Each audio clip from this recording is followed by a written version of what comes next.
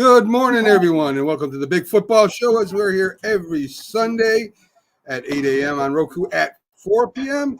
We have the Philly Sports Guy. Bear with us for a minute here, Pax, and we'll get right to you. Last night, the Yankees, of course, are in the World Series as Juan Soto and Carlos Stanton both go deep, winning 5-2. So let's get into some of the big football news here with producer Linda.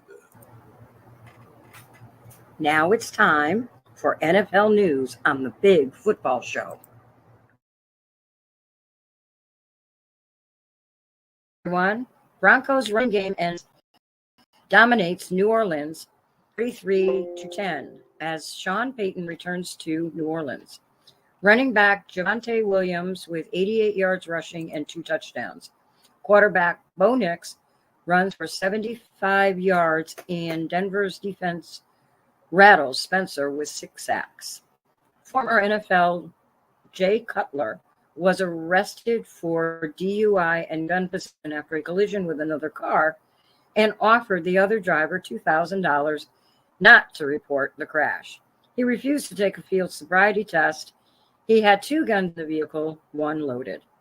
Tom Brady's minority stake in Las Vegas Raiders approved and is there to win football games. Owner Al Davis says it's exciting. I think he can help select a quarterback and potentially train him as well. Amari Cooper is the new number 1 receiver on the Bills.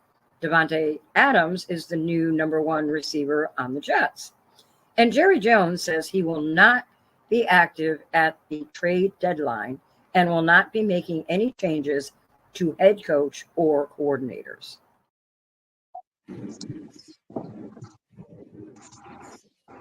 Injury report for you. Coach Jonathan Taylor is out. New Orleans cornerback Paulson Adebo, Rashid Shaheed, and Alve are out for New Orleans. Minnesota TJ Hockenson is out. Las Vegas, the 2 linebackers Elberg and Magua are out. Detroit Hutchinson is out for at least 6 weeks. Defensive tackle Jonathan Allen for the Commanders is out. New York Giants left tackle Andrew Thomas is out for the season. The Texans, with a bunch of injuries on defense, linebacker Al Shar, cornerback Lacier, linebacker Toto, I don't even know that, Haney Toto, safety Ward, and Robert Woods, wide receiver, are all out. I got a couple guests underneath here. I'm going to bring up the Philly Sports Guy with Keith right now to wish him a happy birthday because I know he's getting ready to go to a Giant game, and we'll also bring up Keith Angle. Let's bring them both up here. Hey. How you doing today, guys? Good to see you. Good. Hey, happy birthday. Is it Pax? How you doing, Pax? Happy birthday, Pax. Good morning. Yes, it is. Thank you. I appreciate it. You'll appreciate an Eagle win more, sure. So I know you're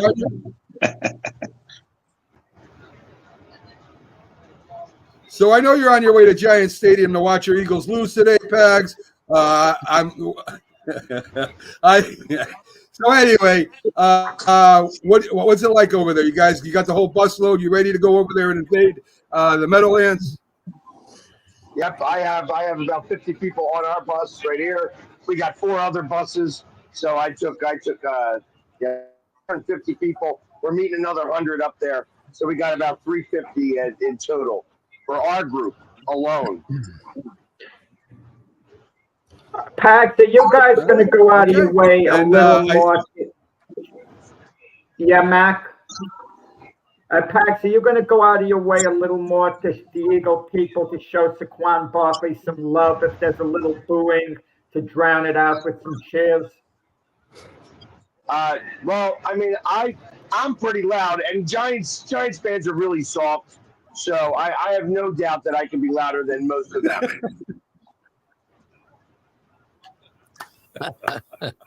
Oh, I love having you on, Pags.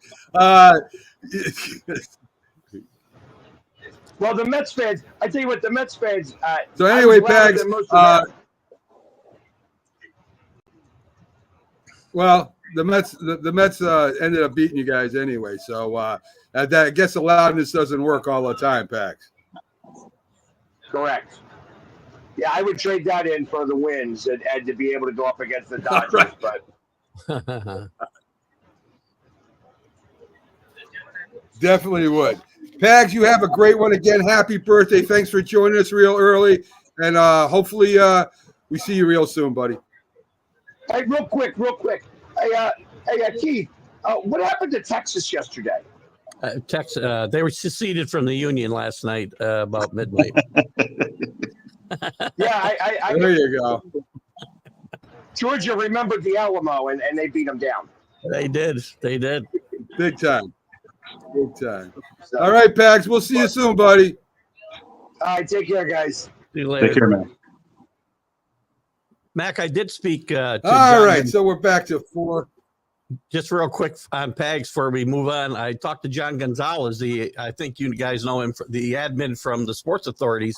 He's worked security at MetLife, and they're going to be on the lookout for Pags today. So that's excellent. That's excellent. So, Keith, let's talk a little bit about the Patriots first. The second start here for Drake May. You guys are playing up in Jacksonville. What do you think about today's game, Keith? You think Drake May improves enough to maybe you guys get a win? well, we're playing up in Jacksonville's new home stadium in London because they're playing there for the second week in a row. I've never seen that happen. I was shocked to see they were playing there 2 weeks in a row.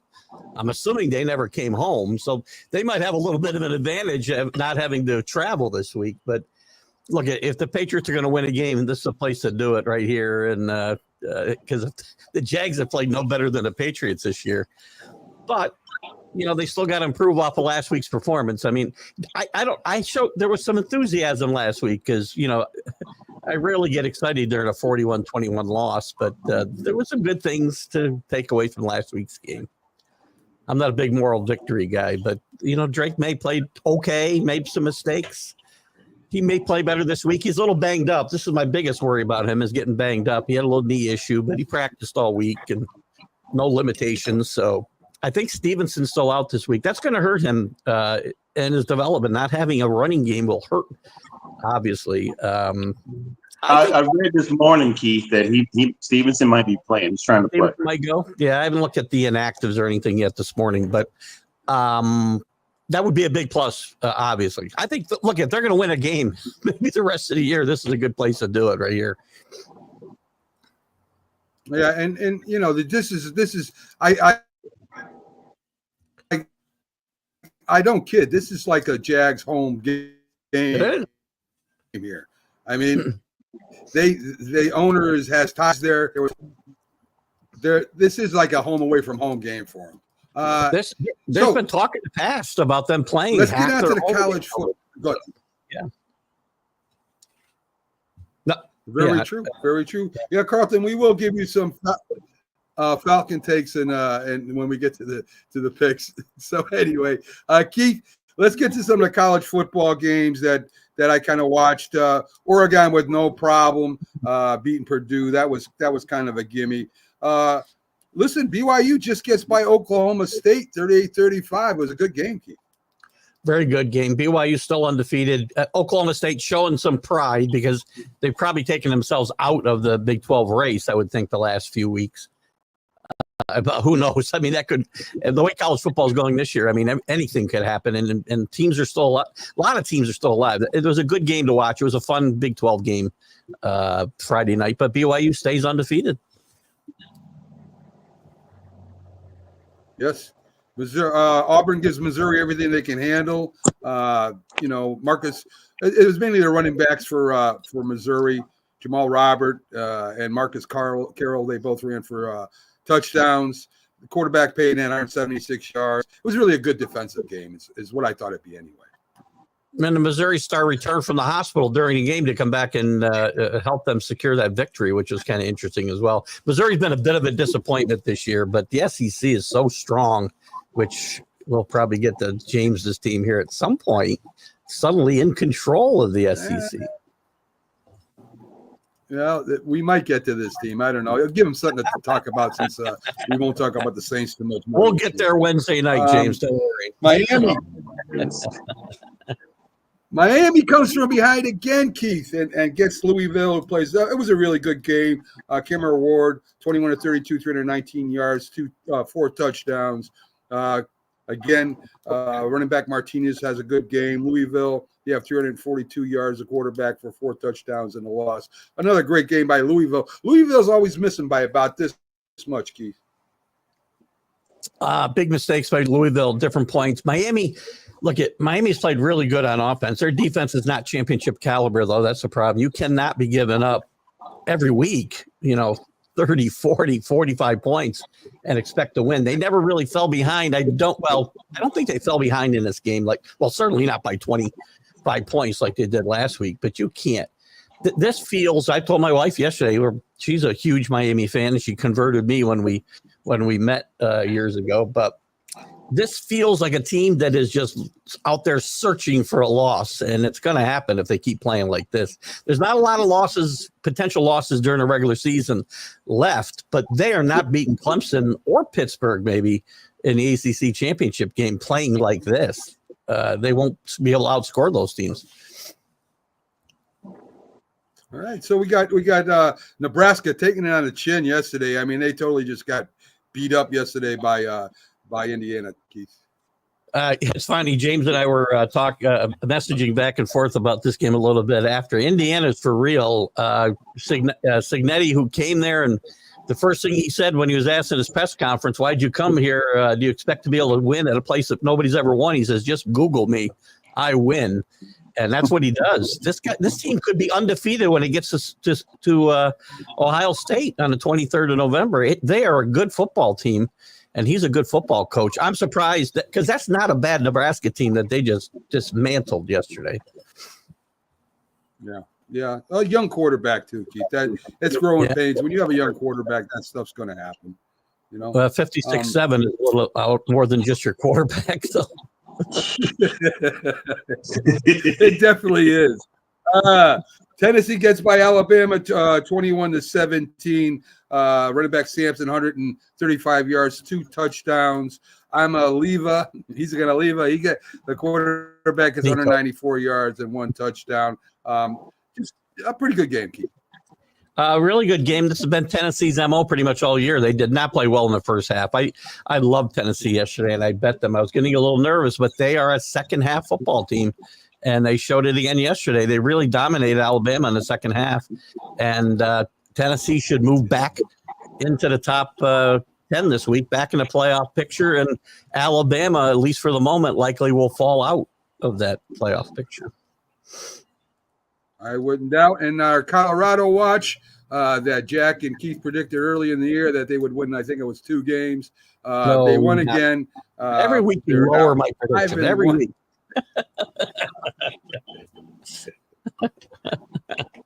I did say 5-7, but I will rethink my position. I'm going to wait one more week. I'll rethink my position.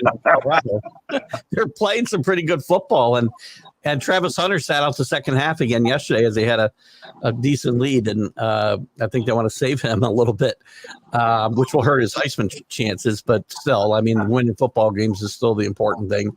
I'm a little confused. Keith, you're supposed to be giving us insights. Weren't you the same guy who told us Nebraska was this up-and-coming team? They had this great program going. Yeah. And what did they lose by 49 points yesterday? I've been taking it tough a few from people. You guys know Nate, Knoxville Nate, obviously. He came on my football show, was in the audience on my football show, and I said Nebraska. I didn't say Nebraska was back amongst the title contenders. I said Nebraska was relevant again, and I've been taking the heat for that for the last month. And yesterday he was messaging me, and I'm like, I'm pretty sure I said it was Indiana that was relevant again. But Nebraska still is relevant. They are. It was a bad football game. They still are better than they've been. Yeah, they're relevant. They're relevant. I've had to have a few mea culpas this year in college football. Good morning to Carlton. Good morning, Excalibur and Chris F. Grave. Glad to have you guys on with us this morning. So let's get a little bit to Michigan and Illinois. Illinois they pretty much beat up on Michigan too. Their defense dominated. The quarterback only threw for 80 yards, or I think I got that right, with one Russian TD. Defensive game, and Illinois just had a better defense. Brent Bielema's done a great job there, especially defensively. Michigan, one of the things I've been right about, Michigan was the most overrated top 10 team in the country at the beginning of the season. I said they'd finish out of the top 25, and I still believe that will happen. Illinois, again, like Indiana, a big surprise in the Big Ten. No doubt. So let's get to we'll talk about Notre Dame really quickly. They won 31-13. They could have probably put a couple more points at the end of the game on the board against Georgia Tech. Look competitive in the beginning, Keith, but Notre Dame ended up pulling away as Riley's running and of course our very good running back there, Rice, I think. No, Jeremiah Love. Sorry, yeah, he also got a touchdown. Notre Dame's doing what they need to do to get back in the playoff hunt. They're probably still, even after this week, I think they'll still be just on the outside looking in. They didn't finish off some drives yesterday, which was a little bit disappointing, but that score could have been a lot bigger, and they need those style points. I talked about that after they lost to Northern Illinois. They need to beat these teams they're supposed to beat, and not just beat them, but they need to beat them by a bunch. And they could have scored more yesterday. Notre Dame's, I think, still a good team and will still, I think, sneak into the playoff. It's going to be interesting. We get to playoff time, you're liable to have you may see a 3-loss team get in there. The only place that can happen, I think, is the SEC. And if that happens, you'll probably have some controversy at that 12, well, I guess 11 spot, because the 12 spot will probably be reserved for the Group of 5 team. But we could have some controversy if that happens. Of course, we're going to have controversy, Keith. Just because it went to 12 games doesn't mean 12 teams means it's going to be all settled. That's for sure. Texas and Georgia. Listen, Georgia and the Texas student body throwing things on the field, and I mean, there's a whole thing going on over there. Listen, Texas. Keith, I said to James, I think Texas is a little overrated. They really didn't play a top 10 team, a valid top 10 team this year. They had 2 quarterbacks. You can't play 2 quarterbacks in the same game and expect to have continuity, right? One quarterback does one thing good, one does another thing good. If you have 2 quarterbacks, you have no quarterback, Keith. And I think it's a bad idea. If you're going to play yours, play yours. If you're going to play Manning, play man. I agree 100%. The problem is, first half yesterday, they had no quarterback because neither one of them played well. They had 38 yards offense in the first half. You're not winning games. You're not even coming close to winning games like that. They got themselves back in the game a little bit in the second half. They had that controversial play, and I got to give it to Kirby Smart. He told the officials, he says, you can't overturn. They overturned this call after all the bottle throwing and whatnot. And it pretty much looked like they were trying to avert a riot. And you can't overcome calls like that. You set a precedent because I think they made the right call originally. But in any event, Texas was not good yesterday.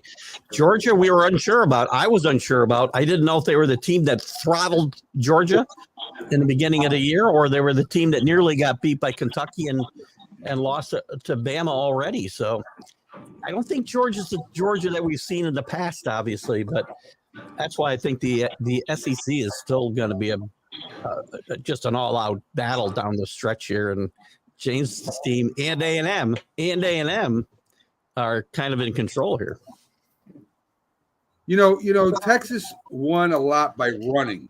They ran the ball well against other teams. You're going up against the SEC defense. That's not easy to do. I mean, you might be able to do that out there in the Western Conference, in the Big 10, Big 12, whatever the hell it is out there. But you're not going to be able to do that all the time against the SEC. Look, Texas is a really good team, really good athletes. To me, this game was all about coaching, and Kirby Smart outcoached Scarsazian big time last night. And I think that was the result. Good point. And they didn't adjust. They just did not adjust until it was way too late to overcome the lead that Georgia had built up.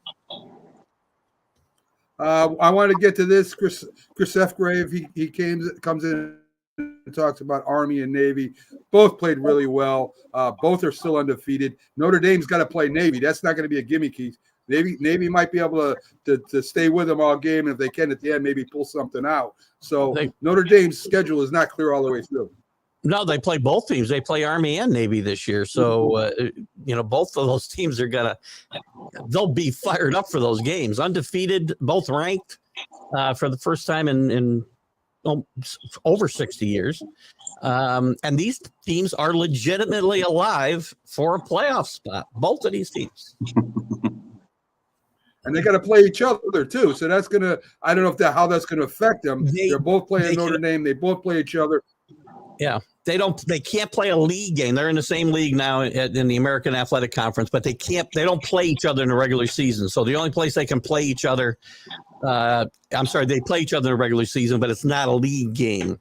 And it would come after the championship game. So theoretically they could play in the AAC championship game one week and then the next week play the Army Navy game, which would be a very interesting thing to see. But one of these teams is going to stay alive right to the very end, I think, with a chance to make this playoff. Boise State, though, they've got to pass Boise State. Just because they win the AAC does not mean they're going to get a playoff spot, because Boise State's really good, and they're going to have to probably get beat in their championship game to give Army and Navy a chance to get in. So, Keith, let me get your top 3 picks. If we got time, we'll talk about LSU. But I got to get your top 3 picks recorded here so everybody knows who you're picking. No, Keith right now is tied with producer Linda and Keith are tied at 10, 6, and 2. This is more important than talking about than LSU. Trust me. Go ahead, Keith. What do you got? You want my picks? You ready? All right. I have Detroit +1. I have can't read my own writing. I believe that's the what did I take? Cincinnati -5.5. And Atlanta -3. All right. So we'll see if Keith stays on top. Right now at 10, 6, and 1, tied with producer Linda.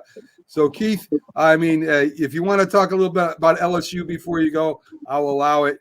If you don't, and you need to go over and get on your show, go right ahead, buddy.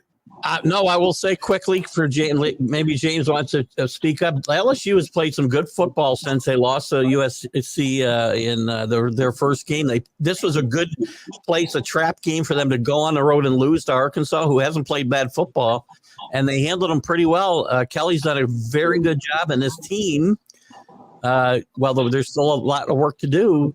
Them and Texas A&M right now are at the top by themselves of the SEC, and all the big boys are looking up at them. Yeah, I'm just going to say that we might have a tough sledding towards the end. It gets tougher here in the SEC towards the end. So, I mean, and there's some gaping holes, I think, that we need to fix. Our run game is not as good as I'd like it to be, and the receivers, we still haven't got one of our best receivers to hit the field yet in Chris Hilton. So we need all hands on deck right now to go up against this last part of the season, including Alabama. Yeah. LSU, for now, LSU will move into the top 10 this week, and they'll be. Oh, they were already 8. They were already in. They were in. They may move up a spot or 2. Where did I put them this week? I've got them at 7. But they're solidly right now in the playoff picture. So again, the SEC could have a 3-loss team in there, and they could have 5 teams get in still, depending on what happens. Probably in the Big Ten and probably second place in the Big 12 and the AAC or the ACC. Excuse me. I got those 2 leagues just get me every week, but it's gonna be a lot of fun. This is why the opponents of a 12-team playoff who said the regular season won't matter. Every single week it matters. Stuff's happening every week that changes the outlook every week. There's about 15, before I go, there's like 15 teams, at least 15 teams still alive, where there'd be about 5 or 6 are alive right now if we still had 4. All right, there you go. Thank you, Reverend Angle, preaching the gospel of college football. Check out Keith. He's be on his show and streaming. Sunday stream of consciousness. Have a good one, Keith. We'll see you soon, buddy. See you guys. Enjoy the games. Thanks, Keith. You too. There you go. Keith Angle with his college report and of course his top three. So Keith right now is in the top three in the lead with 10-6-1 record. And of course, we're up next. We're going to give. Oh, wait. 10-6-1. Wait. That's somebody 17 games, Mac. There's 18 games played. So how's he 10-6-1? Oh, 10-6-2. 10-6-2. Okay. Relax, Jack. 10-6-2. I said it wrong. 10-6-2. There you go. So anyway, we're going to give you our top three here in a minute. Jack is all over me every day. I love it. That's all right. I got a trivia question. I corrected myself the other day when I was given too much credit. Keep that in mind. Yes, you did. You did. And I'm still confused by that. But anyway, so we'll be giving you our top three picks here, and I think someone here is unprepared, so I might go to him first and ask him what his picks are. So I won't be that mean. Let me give you our top three here, and we'll start with producer Linda. Linda, like I said, is tied with Keith right now. She has Atlanta -3 at Seattle, Minnesota -1 at Detroit, and she's taking the Giants +3 at Philadelphia. Pags, I'll give you his picks. He's I don't think he'll be back on. He's at the game. So he's got Philadelphia -3 at the Giants, Houston +3 at Green Bay, New England +5.5, 5.5 at the Jags. Right now, he's at 9-8-1 in second place. Sonia, who might stop in a little bit here, she has Kansas City +1 at San Francisco, Pittsburgh +1 at the Jets. Jacksonville -5.5 at New England. She right now is at the bottom at 6-11-1. Jack, why don't you give me your picks, please, and tell me why? Yeah, I mean, the odds keep changing. I mean, I'm going to take the Lions over the Vikings. The Lions are a better team. I mean, if the Vikings win this game, wow, what a statement, going 6-0. I mean, that would validate them as truly being for real if they win this game. But I'm going to go with Detroit because I think they're a better team. I'm going to be a little bold. I mean, I'm going to take the 9 point. Is it 9 points now? The Falcon. I mean, not the Panthers. I'm talking about against the Commanders. I'm going to. Yeah, it's 9 points. I'm going to take the Panthers with those points. I mean, I just think the Commanders are going to have a little bit of a letdown after playing the Ravens. I can't imagine them being up for this game, at all. Every team kind of has a little bit of a mental letdown a couple of times during the season, but the truly good teams win those games anyway. This is not to say that the Commanders won't win the game, but I think this is right for an upset today. So I'm going to go with the Panthers, believe it or not. And I'll take the 49ers over the Chiefs. The rematch of the Super Bowl, I got to believe at San Francisco, the Niners are going to be super motivated. They're going to have some of their injured guys back. And the Chiefs haven't been playing that great, even though they're unbeaten. But that's the mark of an outstanding team. You win your games even if you haven't been playing that well. I think the Niners get a small measure of revenge, in today's game. There's one game I didn't pick. Can I just say that I was so tempted to pick that I'm kind of kicking myself, but it's not an official pick. Something tells me the way the Eagles have been playing, I'm totally unimpressed. I could see the Giants actually beating them today. We'll talk about that later. Yeah. So James, do you have your picks with you, or do you want me to give them and you can tell me why? I can tell you why. Just give them to me. Yes. All right, Cincinnati -5.5 at Cleveland, James. Okay, Cincinnati. Is there any reason to explain why Cincinnati's going to beat Cleveland? I mean, there's nothing there. Like that. That's the best answer we've heard since the season started. Because there's any reason to even talk about it. Right. So Cincinnati, I don't even need to say anything else about that. It's just going to win. Well, wait a minute. I'm going to stop you there. This is a conference game. They're rivalries. Cleveland has a pretty good defense, don't they? Doesn't Cleveland have a pretty good defense? Decent defense, but they really have shown nothing on their anemic on offense. They're getting Chubb back, but we don't know what kind of shape Chubb is in. Deshaun Watson hasn't thrown for 200 yards yet. He won't throw for 200 yards this game. I just really think Cincinnati is just dominant on offense. They may give up some points on defense. They're a little shaky. They scored 17 points last week. How dominant is that? I'm just playing devil's advocate. Okay. Against the Giants. Against the Giants, they scored 17 points. The Giants are a better team. The Giants are a better team than Cleveland. I'm just being devil's advocate because everybody's like, no. And when anybody says there's no way or should we talk about it, all of a sudden upset alert goes off in my head. That's fair. Well, the game's at Cleveland. Guys, is Deshaun Watson going to finally have a breakthrough game and come back? I mean, if he's ever going to do it, it better be today. I mean, at home and all. And Cincinnati's defense, even though they played well a couple of games, notably against the Giants when they won 17-7, can be had. You can move the ball on them. I was so wrong about Deshaun Watson this year. I thought he was going to get back to being close to his old self. It's painful to watch Deshaun Watson at quarterback. He's boring. All those short passes, all he does is dump the ball off. In fairness to him, he really hasn't had the team hasn't functioned on offense, the rest of the team, in fairness to him, but he's been bad. And it doesn't help that he lost Amari Cooper either. Right. Amari Cooper's gone. That's right. So they're slowly taking all the weapons away from him. They do better. I'm just saying, when you have a conference rival that you play, I mean, the team, you play them all the time. I mean, they get up for these games. So I'm not saying that Cincinnati doesn't beat them by more than 5.5. I'm just saying that's if a playoff berth is going to be at stake. At Cleveland, they're talking about having a fire sale, trading off players. So Cleveland is ugly. They're bored. Myles Garrett is upset with what's going on over there. No one. Do you think anyone at Cleveland thinks they're going to make the playoffs now? I mean, no one. No, I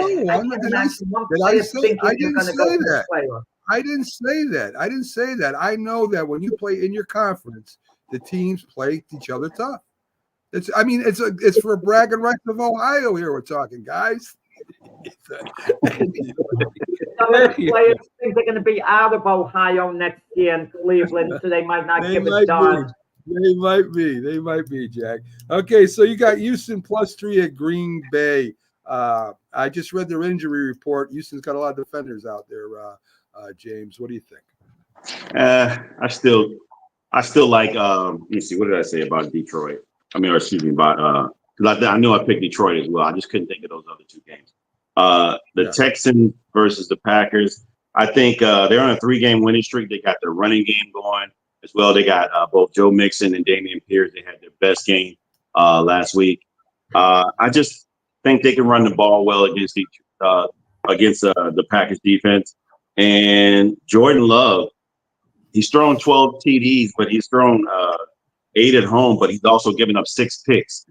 So they might be missing a few players, but I think that they're going to have to lean on their run game with the Packers, but I like Houston better. I just think that they're on a roll here, and it'll be close. It'll be a close game, but I like Houston. Yeah, watch that game carefully, guys, because that's going to be a preview of the Super Bowl. Packers and Texans, so watch it carefully. Also, Danielle Hunter had a really great game against the Packers last year, and he's doing well as well down there defensively for the Houston Texans. So I like him to go up. I like his matchup against their offensive line and to get some pressure on Jordan Love. You got Detroit +1 at Minnesota. What are your thoughts on that? Go ahead, Jordan. Yes, I think if the interior offensive line can hold up and give Jared Goff some time, I think he can carve up that defense. I mean, secondary. It's just a matter of if they can hold up. So we'll see. But I like the offense better. I think everybody's finding their stride. Jameson Williams is leading their team in receptions. And the yards, and the running game is just great. So I just it's going to be that defense against that offense. But I think the biggest thing for me is the regression of Sam Darnold. He's thrown a few picks the last few games. So I think Detroit can win the game. Okay, all right. I'll give you my picks real quick, and then we'll move on to the commercial trivia and all that stuff. Listen, right now, folks, I am at 7-7-4, and I'm on my way back. And guess what? I'm going 3-0 again this week. I went 3-0 last week. I'm going 3-0 again this week too, guys. I'm telling you right now. So, first, let me tell you the winners here. Of course, Detroit's winning this game against Minnesota. They can run the ball. They can pass the ball. They got a good defense. And Minnesota is undefeated. They're due, guys. They're going to lose. They're undefeated. And so are the Kansas City Chiefs. They're going to lose still. They're undefeated. There will be no more undefeated teams by the time Sunday is over. So I got Detroit +1. They'll win that by probably a touchdown or more. San Francisco is going to beat Kansas City. Exactly what Jack said. This is a get right game. I think Kansas City is not as good as San Francisco right at this point in time. And I got Green Bay, and I'm going to tell you why I got Green Bay. Because the Green Bay Packers defense is very underrated. The Houston's defense, as I told you, key injuries at safety, linebacker, lineman. Jordan Love's going to carve them up, and Houston's going down. I love the home team getting points. I love it. So I love Green Bay here too. Wait. So The Packers are favored. The Packers are favored by 2.5, right? Not Houston. Yes. No, Houston is favored by 3. You are correct, Jack. I still love the game. Wait. You said, so you're saying Houston is favored? You're confusing the heck out of me, Matt. The Packers, I'm sure, favored at home against the Texans. I don't think so. I think Houston's favored. Yeah. What? Houston is, yes. Houston is favored over the Packers. No, Houston is getting 3 points. Jack is correct. Houston is getting 3 points. Okay. What the heck are you talking about? Yes. They're not going to be favored against the Packers in Green Bay. Yeah. Houston is. So you still think you're getting points, Mac, even though the Packers are favored? You're taking the Packers and you want points anyway. Yes. I don't know. I mean, you've been Of course I'm influenced taking by the Packers. James, Mac, I'm taking the Packers listen, fine, at it's home. your pick. So anyway. Just know what you're picking. Yes, I do know what I'm picking, Jack. So 7-4 right now. The standings are Linda and Keith are 10-6-2. Jack Pags is at 9-8-1. Jack and James are tied at 8-8-2. I'm 7-7-4, and Sonia is 6-11-1. So there we go, folks. That's the standings for now. So we do have a segment we do that I love doing with Jack here. It's called Just Ask Jack. I hate it, trivia Matt. question. I hate it, brother. It's in my contract. I have to do it. I hate it. Yes, you do. Yes, you do. So here is Jack's trivia question for today. The playoff. Yes, why do you hate it, Jack? So, Just Ask Jack trivia question here. We have, which player holds the record for the most sacks in the playoffs? So, keep it to yourself, Jack. Don't shout out the answer, okay? So we will be back after each commercial. After these commercials, we'll come back and Jack will give us 20 games in my head. the correct answer. So, okay, There you go. There you go. All right. So we will be right back after these messages. It'll only take a couple minutes, folks. Stay with us and get Jack's answer right after. Football season is here, and SeatGeek is my go-to for buying tickets. Now with SeatGeek, every single ticket is backed with their buyer guarantee. We've all had plans change, and when you can't make it to the big game, SeatGeek has you covered. They're the only ticketer that allows you to return your tickets ahead of the event for credit with SeatGeek swaps. So when things come up, I know that my tickets won't go to waste. So what are you waiting for? Download the SeatGeek app to maximize your possibilities and shop live events with confidence. Yo, you already know it's your boy LCF. I just tore it up for Zodiac TV. Shout out DJ Epps. Oh man, it was great, man. We did an interview. Then I hit the stage. The crowd was amazing. They gave me all their energy. I gave them that energy back. Linked up with some dope artists in the building. Zodiac TV, man. Hey, we gonna celebrate for the rest of the night, you know what I mean? With some Bel Air. Shout out my nigga Rose. Holla at your boy. I mean, boss shit, you already know. But we tore it up, man. Performance was amazing. The set was amazing. Zodiac TV, shout out y'all boys, man. Thank you for having me. You already know I'm gonna come back. Your boy finna come back. You know what I mean? Go to work, did it all for nothing. Make sure y'all go get that single, available on all platforms. Let's go. My girl just told me that she pregnant, we expecting the shit. So I had to buckle down, accelerate, no slowing down. Some people, that's why I don't come around. National Streaming Sports is brought to you in part by BetUs.com, designed for true fans. NFL odds, Week 1 and futures, college football odds, including Heisman Trophy favorites and playoff odds, NBA odds of division winners and playoffs, Major League Baseball playoff and World Series odds, the National Hockey League Conference playoffs and Stanley Cup odds, and boxing wagers. Betting opportunities include versus the spreads and outright winners, also during the game. Use our link on our website, nessp.info, the Bet Us Opportunities webpage, for a 125% bonus on your first 3 deposits. Must be 21 years old, and remember, bet responsibly. Nobody to get them the ball, man. It really is. I said before the season, and Jack and Mac laughed at me, I said the high water mark of the McDaniel Tua era was losing in Kansas City last year. That will look like the good old days because at least they made it to the playoffs. Okay? They had a chance to win their division last year. They were up 28-14 versus the Titans with 2 minutes and 30 seconds left, and they lost by a point. And that made them – and so they went from the 2nd seed to the 6th seed. Instead of having a home playoff game, they had to go to Kansas City in a blizzard. Yeah. They're just the Dolphins. Yeah, yeah. Well, introducing National Streaming Sports, live and on-demand sports talk programming that you can access 24/7. For the premier sports talk experience, tap into our Roku channel. Start your mornings with Mac and Jack covering all the weekend sports action. Then pour a cup and enjoy all the sports you can drink on the Coffee and Sports podcast. At midday, talk sports from east to west on the Coast to Coast podcast. Followed at night by some hot girl talk with Prim and Proper Sports featuring Sonia Pearson. Talk boxing on the Gloved Fist. Yankee fans tune in for Start Spreading the News.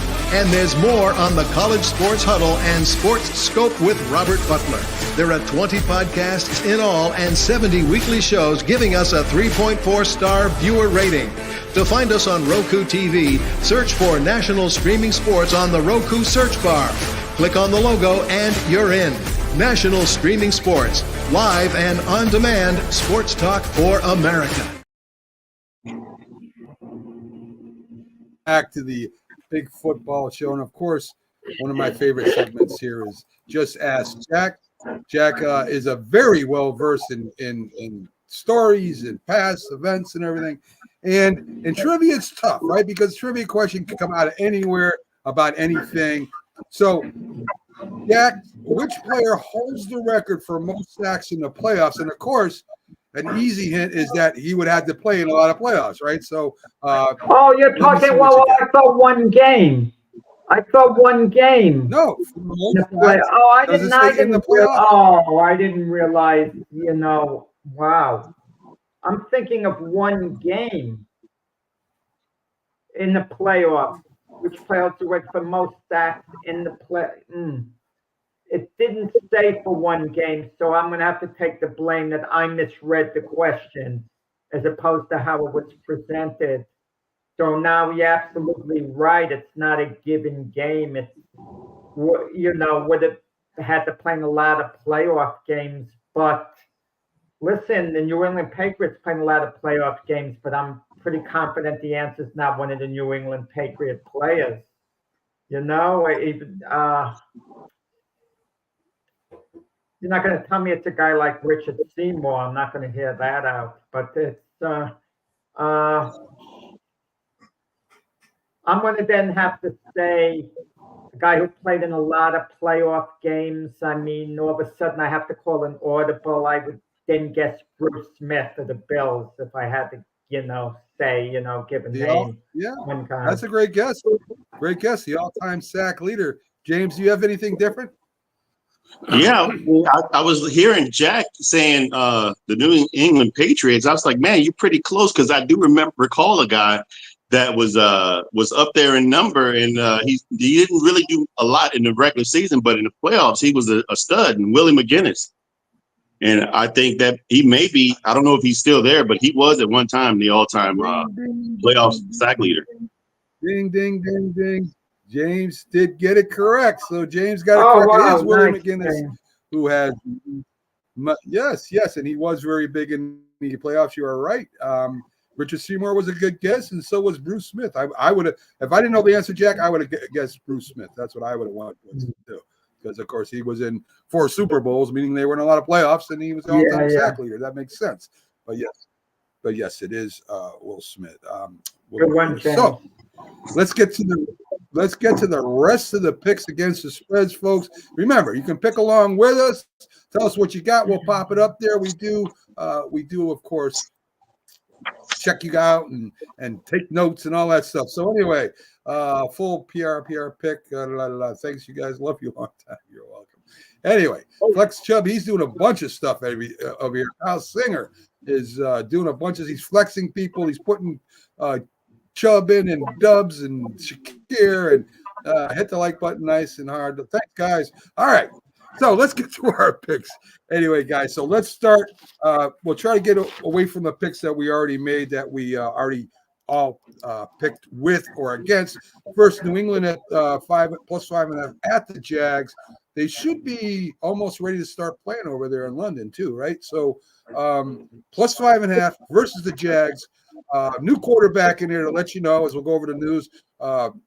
Mason Rudolph is the quarterback today for the Tennessee Titans. So what do you look at, Jack? Are you going to look at New England trying to control the ball with a young quarterback? Mason Rudolph does have experience with the Steelers. He played a little bit this year too. What do you like here?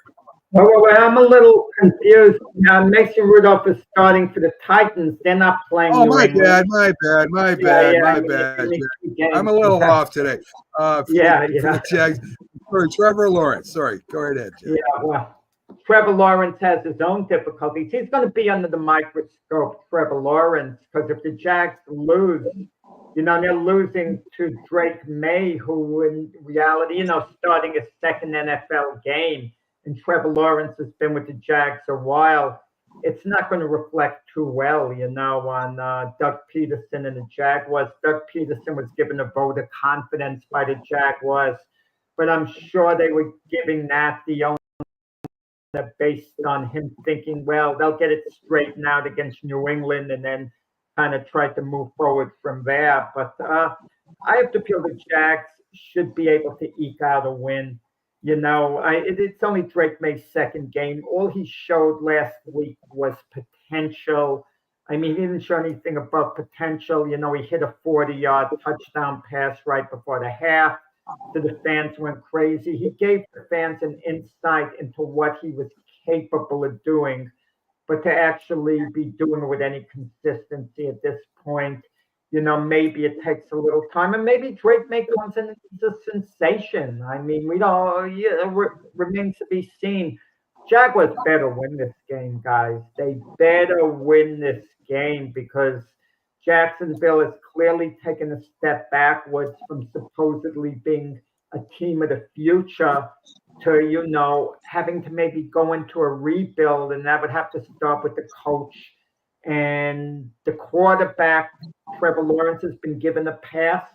We've gotten another quarterback, but maybe it's time where, the public, everyone starts getting on Trevor Lawrence, not just get on the Deshaun Watsons and the other quarterbacks who aren't performing. It's put up a shut-up time for Trevor Lawrence. And I think the Jags win today, something like 24-21. I think Drake May plays well. So I think it's kind of win-win for both teams in that sense. Well, they're just starting to come on the field. Here's a stat for you. Trevor Lawrence, 63 giveaways since he came into the league. He leads the league. I mean, he turns the ball over a lot, fumbles, throws interceptions. James, I mean, the biggest problem I've been watching when I watch the Jags is not getting in the end zone, right? They'll drive the ball down the field. They'll get a stupid penalty. They'll turn the ball over. It just looks like when it's time to finish, they can't finish this year. Yeah, I mean, they've had some issues in that regard. I don't know what their stats are for red zone offense, but clearly they can't figure out. They got to figure it out this game. Like Jack said, you can't lose this game. But because if so, Doug Peterson's probably either going to have to stay in London or find another way home, because I think he's on the hot seat. And I really think if they lose this game, he's probably going to get fired mid-season. I think so. I think so, yeah. I think so. I think it's just that point. I mean, it's just you have too many, like Trevor Lawrence. I mean, again, you get paid. He's their franchise guy, but he's not doing what he's supposed to. Like you said, they're not finishing on offense. And on contrast, the quarterback Drake May, going up against a really strong defense last week, he threw 3 touchdowns.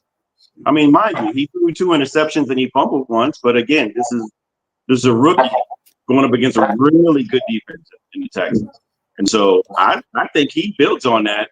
And I like the upset here. I like New England to win.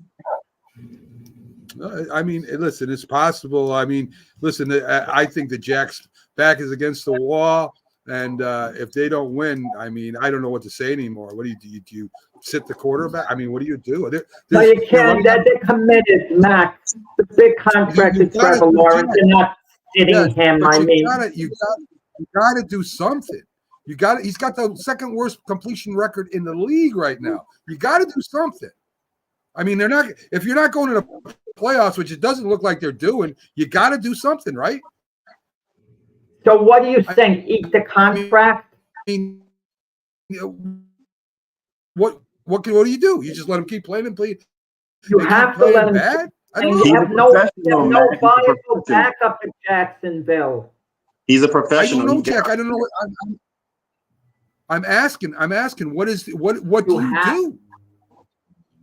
You know what you do? You wind up getting another coach to straighten them out. That's what winds up happening.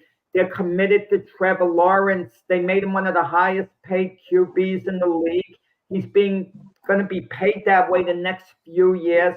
They're absolutely committed to him. Absolutely. They can't sit him. He's an established quarterback. You can't bench him for a no-name second stringer. I mean, it makes no sense. And you've got to stick with him the whole way. I mean, there's no way of getting around it. But then you say you sit. Do we sit Watson then, or no? He's the franchise quarterback there. What do we do with him?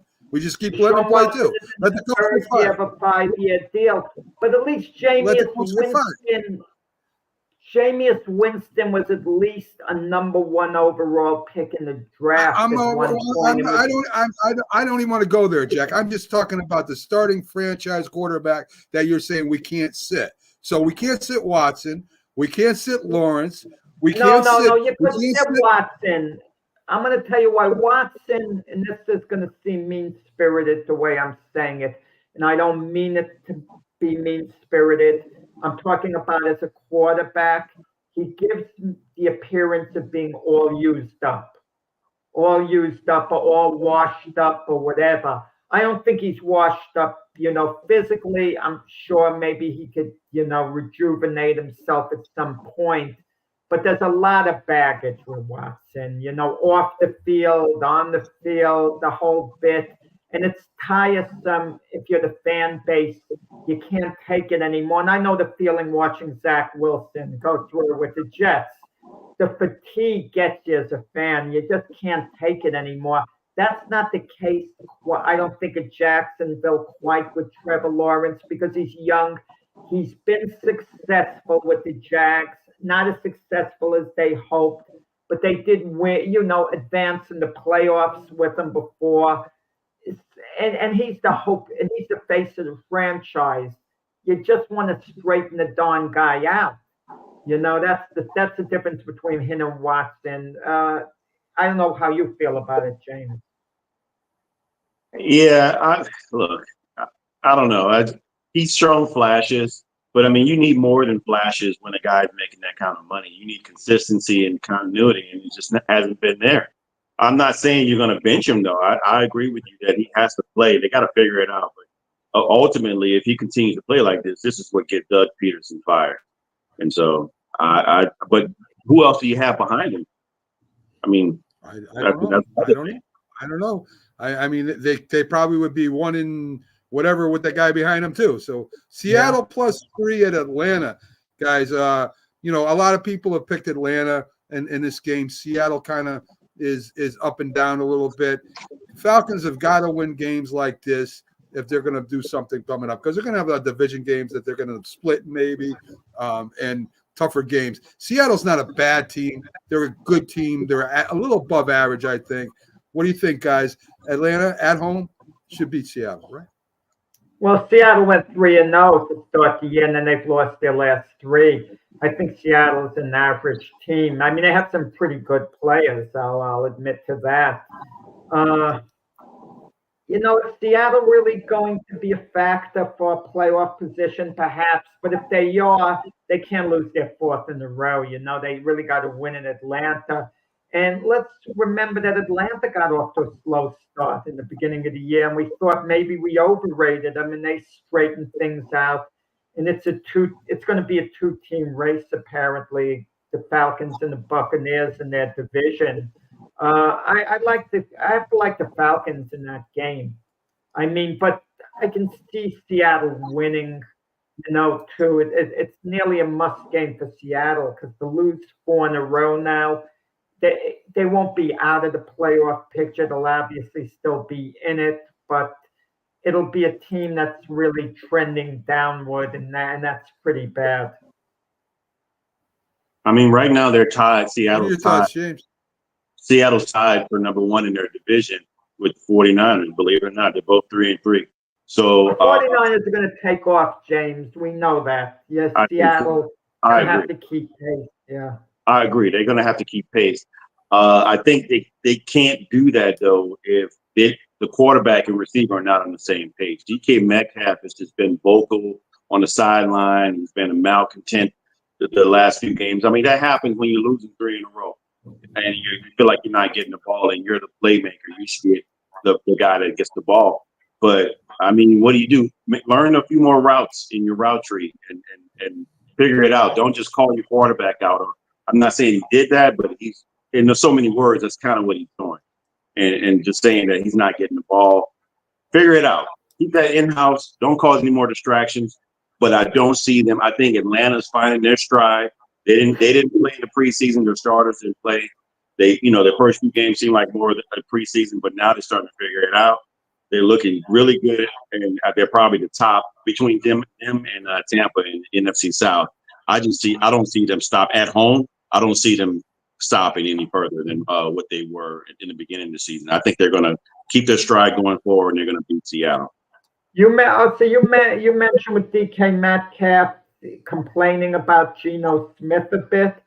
Is there any talk at all in Seattle about maybe sitting Geno Smith for Sam Howell. I wouldn't like the move myself, but is any talk going on about that? I'll be honest with you, I hadn't heard anything like that, but I just don't see.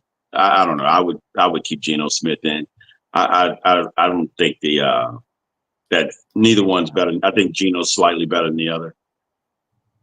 Yeah, Geno Smith's the starting quarterback. They're still in first place. They're not going to sit him down. Biggest problem with DK Metcalf has been, since he's been in the league, he's not a great route runner. He's really not. He's a big guy. He doesn't run the tree like other receivers do. He uses his body. He's got some good speed. And that's the big problem with DK Metcalf. It always has been. Not that he's not a great wide receiver. He is. But he doesn't run the route tree. He just kind of runs a lazy pattern, they call it. He doesn't cut off his pattern and go straight. He kind of rounds it off. He kind of gets in position like a basketball player and makes some great catches. But it's hard when you're throwing to an area where he's supposed to be and you're under pressure as a quarterback. You expect him to be right where it is like you practice. And if he doesn't do what he does in practice and kind of goes lazy out there, it's going to cause interceptions and bad throws. I think DK Metcalf has always been a problem, Jack, with Seattle wanting to go and wanting to stay. And he's one of those diva wide receivers. We'll see what happens. I mean, he's got to get on the same page with Geno if Seattle's going to have any chance of getting the playoffs this year. That's for sure. I like Atlanta here too. Tennessee plus 9.5 at Buffalo, guys. We haven't talked about this yet, and that's where Mason Rudolph will be starting. Buffalo at home, just got Amari Cooper. Guaranteed he's going to be the number one receiver there for Josh Allen. Good route runner, good receiver, not a Hall of Famer, but I think he's a very, very good wide receiver, and he's going to help out Buffalo a lot, Jack. I don't think he's one of the elite receivers in the NFL. I just haven't felt that way about Amari. When he first came out of college, I thought he might be. He's a very good receiver, but let's not put him amongst the best. I mean, I could probably name 15 to 20 receivers I would pick over him if I had to, but that doesn't diminish Amari Cooper. Nevertheless, he's an upgrade. You combine him with Keon Coleman, and now Josh Allen has a couple of receivers he could throw to. James Cook is coming back this week to run the ball. And at Tennessee, Will Levis being sacked. I think this is a firm message. He's not their quarterback of the future. Tennessee's going to be in the market for a quarterback in the offseason. Unless Mason Rudolph can pull a Geno Smith, look really good the rest of the year. It's possible. Mason Rudolph, has he ever really, guys, been given a full opportunity to be a starting quarterback? He took over for Kenny Pickett last year at Pittsburgh and actually played well. And he wasn't bad in the playoffs either. Maybe Mason Rudolph is good enough to be a starter. I mean, I question that, but he's going to get the audition the rest of the year with Tennessee. And you talked about Mac maybe sitting Trevor Lawrence. Maybe there should be a lesson what Tennessee's doing, the effect they're doing now. Once you sit down your franchise quarterback the way Tennessee is with Will Levis, that sends a clear message. You have a lack of faith in them. Okay? And I like Buffalo big in this game. But if Mason Rudolph should shine by some chance, wow, it's his job then going forward. What do you think, James? I think Tennessee, they have opportunities. I mean, they've had opportunities. They just been careless with the ball under Will Levis. And you have a number one defense. You have a number one defense. That's really hard to get in this league, to have a defense like that good. Their defense is number one overall in the NFL. And you have a guy that's just careless with the ball. Mason Rudolph, all he has to do is just not turn the ball over. Take care of the ball. You have a good running back in the guy from Dallas. I forgot his name. I can't think of it. But he's a decent running back. Run the ball. They have two different decent runners. Run the ball. I mean, let's see where you can go from there. But Calvin Ridley is going to want the ball for, Mason Rudolph to throw to him. I mean, yes, I'm pretty sure he probably will be able to get it to him. Calvin Ridley, we were speaking about route running tree. Calvin Ridley is one of the better ones. He's a better exceptional, and there's no reason why that guy shouldn't have the ball. I think a lot of it was just bad decision making, and he didn't really call his quarterback out, but he was just saying, he was trying to say it without saying it, that my quarterback is the problem here. The quarterback's the problem. He didn't say it. He was really political about it when they were asking him questions. But yeah, he's like, yes, I want to be able to help my team, but I mean, maybe I should have been an option earlier in the game than later. And so, yeah, but I think Buffalo having Jack, you mentioned that Amari Cooper is not an elite receiver. I agree with you, but he will be the bona fide number one there out of all the receivers we have there. So he'll get some touches, and I think he makes the offense better, and I think Buffalo wins big. Well, Keon Coleman has the ability to be a number one, but he's had a case of the drops this year. He's dropped some balls he should have caught. Keon Coleman is a slower version, a poor man's version of DK Metcalf. That's where he is. There you go. And Shakir, we can't forget about Shakir over there too. Big play guy. Listen, Tennessee replaced Levis because Levis makes boneheaded decisions. Let's be honest, right? He likes to turn the ball over and do pick sixes and fumble the ball for touchdowns. You can't win like that. And Mason Rudolph is a little bit more mature than he is. I never thought Will Levis was going to be a great quarterback anyway. I really didn't. Picked him up in the second round. Kind of erratic in college. Big arm, but that don't mean nothing in football, right? You got to be accurate. Right now, he's not accurate as far as holding on to the ball. I don't even know what his stats are, to be honest with you. Maybe he's throwing over 50%. I don't know, but he keeps giving the ball up at the end of the game and losing the game, and he keeps saying it's my fault. I'm going to change. But he hasn't changed. So it's time to sit him down. Let's see what Mason Rudolph can do. I don't think it's going to help Tennessee at all, especially today. Buffalo probably wins by at least 10 points today, maybe a couple touchdowns. We already talked about Cincinnati and Cleveland, Houston and Green Bay. Miami at the Colts. From what I understand, Richardson is playing. That was the last thing I read. Jonathan Taylor is out for this game again. So you're going to have Richardson, who is very inaccurate against a Miami team with no offense. Tua is supposed to be back next week, from what I understand. We'll get to that at the end. But Miami's getting 3 at the Colts. Jack, what do you like? I think it's going to be a low-scoring game. I like the Colts there, 17-14. If Tua were playing healthy in form, I would have gone with the Dolphins. This is one of those games where the quarterback truly is going to make the difference. You see Anthony Richardson is playing, okay? I'm not the biggest Joe Flacco fan. I know he was a good quarterback in his heyday with the Ravens. They won a Super Bowl. I appreciated him then. This version of Joe Flacco's experience, he's a decent backup, but to make him your starter is basically like putting a Band-Aid on the situation for numbered games. But he does give the Colts the best chance of winning right now. But if Anthony Richardson is going to be a quarterback of the future, he's got to play. He's got to play at some point. And if it's not this year, when's it going to be? Is it going to be? Is it going to be next year? And you're going to have the same situation. So you've got to play Anthony Richardson. I understand that. And Anthony Richardson's either going to have to play himself out of being a franchise quarterback or validate that he is. But with that said, I think Joe Flacco does give them the best chance of winning at this moment. I like the low-scoring game, something like 17-14. James, I got 2 words for you. Trey Lance. Anthony Richardson. Well, no, I had a different version. I'm going to say he's a slight upgrade of Will Levis. I mean, he got a strong arm, and he's a little bit faster, but he's more injury prone, and his decision making is also questionable in regards to how he playing. Meaning protecting himself, like learn to slide. Learn to slide. Stop beating yourself up like that, man. You're injury prone. You got to learn to slide, and also.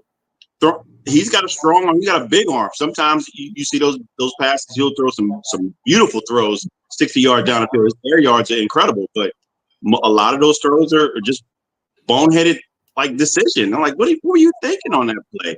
And I think I'm going to go with the Dolphins. The Dolphins have a top 5 defense right now. And I think, like Jack said, it's a low-scoring game, but I just like them to win. I think they find a way to win this one. And they're both their running backs are in the game. I think Achane and Mostert are playing. You know what it is? Mac is one of the situations, like Mac mentions with quarterbacks in the past, rookies carrying a clipboard. Anthony Richardson is no longer rookie, but he's one of the guys that would have benefited by just learning behind a veteran quarterback, being on the bench, sticking next to him. I'm a big believer you learn by playing, but in certain cases like Anthony Richardson, all the potential in the world, such talent this guy has. The guy's got a great arm. He's a great runner with the ball. But he needs experience. He needs like 3 years, or so of a learning curve before he should really be playing. And you don't get that in the modern NFL. It's either put up or shut up, it seems, in your rookie year. Jack, I'm gonna tell you, I watched this guy in Florida when he played in the SEC. This is the same style of play that he played in Florida. I was very surprised when he was picked at 4. I think he got picked at 4 because of his combine he showed combines, Mac. I hate the combines. But he played the same exact way that he's playing now at Florida that he's playing. The Colts took him, Anthony Richardson, number 4 overall in the draft because they were scared, and they admitted it. If he turned out to be a superstar, they'd never forgive themselves because he had superstar potential, that such off the charts athletic ability, and they were scared. That was a pick that they picked based on potential of what he could be, and they said they'd never forgive themselves. So they took him at number 4 overall, and we see the way it's turning out right now. Let's be honest. He's injury prone. He couldn't even play running back. He gets hurt too much. I mean, I don't get what it is about him. I don't understand the Anthony Richardson saga here at all. I mean, I just don't get it. He's not a franchise quarterback, not even close. Well, he's got to learn to slide. I don't get it. I mean, Trey Lance is. I mean, that's what it reminds me of. A guy that can't play quarterback. Trey Lance hasn't really played. And that can run. Go ahead, Jack. Trey Lance hasn't really gotten a chance to play or really prove himself. But I agree. You were right about Trey Lance. Obviously, he's not impressing the coaches during practice. If he was, Trey Lance would have beaten out Cooper Rush as Dak Prescott's primary backup, and he didn't do it this year. It was there for him to do, and he didn't do it. So, you were right. We got Philadelphia -3 at the Giants. Jack said he wanted to take them. I wanted to take them, but I don't like taking my team. I'd like the way the Giants defense plays. They got to score points, though. They can't just kick field goals and win games. They're averaging, guys, 15 points a game. You can't win football games scoring 15 points a game. I don't care how good your defense is. I liked what the Giants did to them last year. As I said last week, when they played Tampa Bay, the Eagles will get their butts handed to them. I think they get their butts handed to them again. That's me being a homer. But anyway, I like the Giants here, -3 points. What do you think, Jack? I might be kicking myself at the end of the day that I didn't take the Giants as one of my 3 teams to get them in, because I think the Giants are upsetting the Eagles today. I don't think this is the Philadelphia Eagles team that we think they are. I think they are a very average team. I mean, they struggled against the Cleveland Browns. They haven't been moving the ball. And like you said, the Giants have a pretty good defense. What makes us think they're going to move the ball? And I got to believe the Giants defense is going to be geared around Saquon Barkley. They're not going to let Saquon Barkley beat them if they can, avoid that, because they realize this is his homecoming game. They don't want the franchise to be embarrassed by Saquon Barkley running for 172 yards and the Eagles winning and the fans booing. So whatever they're going to do, they're going to try to key on Saquon Barkley, not let him have a big game. I mean, that could open up other possibilities, but Jalen Hurts has been so, as the Eagles have been. And I think the Giants are springing an upset. I could see the Giants winning by something like 22-16, that type of game today. So I'm going with the Giants to win the game outright on an upset. James, the biggest surprise about the Giants this year is their defensive backfield. They stopped Seattle's two wide receivers, Lockett and DK Metcalf. They shut down Jamar Chase and T. Higgins. Now, of course, they got Smith and they got Brown. I think these are same caliber of Cincinnati. Maybe Cincinnati's receivers might be even a little bit better. I don't know. It's close. So that's what the Giants would have to do. Lock them up one-on-one. And as Jack said, the only way the Eagles might be able to win this game is if Saquon does run for 182 yards and a couple touchdowns. I agree with you in regards to the wide receiver, the secondary for the Giants. They're good. But this is a glaring number right here that I looked at. The Eagles have the number 6 overall rushing offense, and the Giants have the number 24 overall rushing defense. That's not a good number going into that field with a little bit of motivation and some revenge on the mind of Saquon Barkley. I think if they, with the RPO game of Jalen Hurts and Saquon Barkley, they might be able to show some, like you said, 170 yards, 150 yards. If you can get that, they're going to come out with a win. Because I think they shut down. I think the Giants shut down A.J. Brown and they shut down Devontae Smith. It's going to have to be, but they're probably going to put some 8 in the box. Maybe it's going to be a give and take, and it's going to be a close game. I don't think it's going to be a blowout on either side. But I am, because of that one factor, I have to lean with logic here and say I'm going to go with the Eagles in this game. We talk on this show about coaches being on the hot seat, and what we should maybe do for fun is go down the list of every NFL team to see which coach is on the hot seat. But that's a media perception. The media creates that perception. A lot of times owners have no intention of replacing a coach, yet the media is going to report the coach's job is in jeopardy. But I'm going to tell you this. If the Eagles lose, no one's seat is going to be hotter, at least as far as media perception goes, than Nick Sirianni's. And maybe he'll even be let go. I mean, imagine that if they go to 3. I mean, if the Eagles lose this game to the Giants. Sirianni is definitely on the hot seat. I agree with you. And in regards to the offensive coordinator, there's been some questionable decision-making this whole season between the coach and the coordinator. So I would think, yeah, it's possibly that they might both get booted out of town. Yeah. These teams make moves with coordinators. They get a coordinator who wasn't successful with a couple of other teams, and they bring them on board. And what do they expect? Well, we talked about the Giants defense, Eagles offense. The Giants offense will be getting Malik Neighbors back again this week.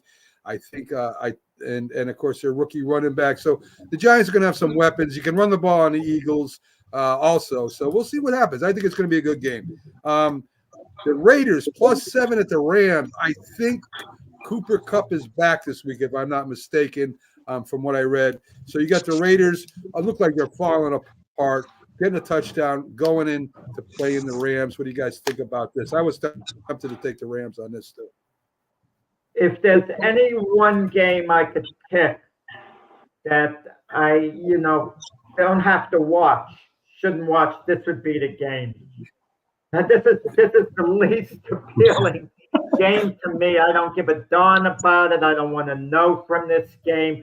Neither team is going anywhere. Respect to the Rams, who won a Super Bowl not that long ago, so they have my respect. And the Raiders are dysfunctional there. And I was saying it in the off season when we hear, Antonio Pierce, you've got to give him the job. What? Because he won an amazing 5-4. What did he do or whatever? Is the interim coach. Come on. They didn't make the playoffs, so he was better than Josh McDaniel. Ho-hum, And look, and the Raiders are really dysfunctional. They don't have a quarterback. And I don't know whether Antonio Pierce has control of the team. I hear Max Crosby rumors have it once out. They moved on from Devontae Adams. The Rams have had a ton of injuries. But how motivated could the Rams be? I mean, unless they go on a big winning streak, they're not going to the playoffs. The game being in LA, there's not much of a fan base there. I mean, I'm going to go with the Raiders to eke out a win, over the Rams. The Rams are favored by 7, right? Yes. In that game. I'm going to go with the Raiders to maybe upset them, but who gives a darn? Okay, James, listen, they still got a very good quarterback with the Rams. They got a good running back. Cooper Kupp is back. I think they're a lot more functional than the Raiders. So what are your thoughts? I have to concur with Jack here. I looked at this game when I saw that. I was like, wow, I didn't want to take any notes. I just I just thought I'm just going to flip a coin and pick one. But I actually picked the Rams because I think they're a little bit better team, a better coaching. That's where you have to look at the coaching here. I mean, both are in shambles, but I think the Rams are a little bit more sound, and so I think they can win this at home. No, it's very possible. I don't know. I don't care either. Rams. I'll take the Rams -7. Carolina +9 at Washington.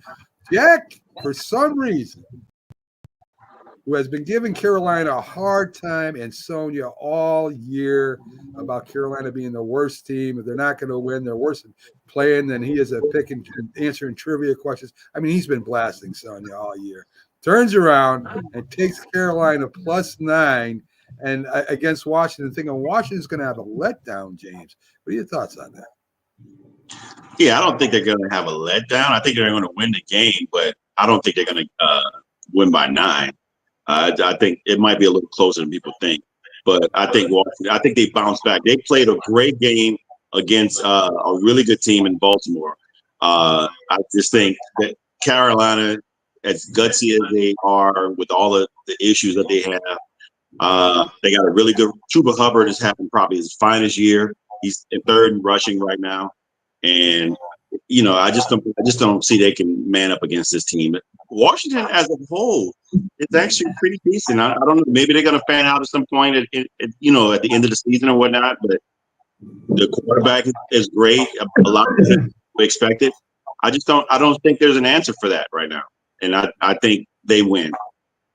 I think Washington wins. By the spread.